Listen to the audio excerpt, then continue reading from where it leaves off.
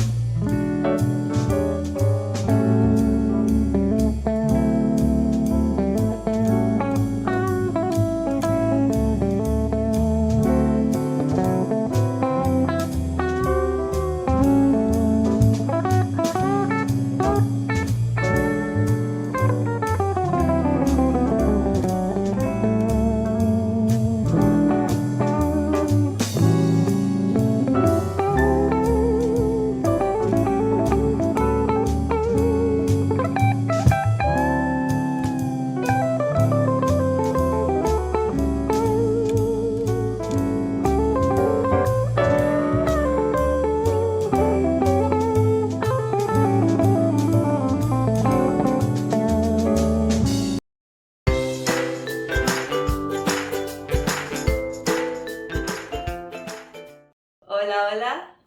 Acabo de estar en la cena de Pridina Večerio y bueno, nuestro anfitrión fue Milan y bueno, estuvo simplemente perfecto, tanto la entrada como el plato fuerte y lo más delicioso fue el postre, siempre lo dulce es más delicioso. La atmósfera también súper agradable, muy amistoso, con personas también igualmente agradables y bueno, en general fue una noche, una cena bastante agradable. Сегодняшний ужин мне очень понравился. Мы сидели в хорошей компании.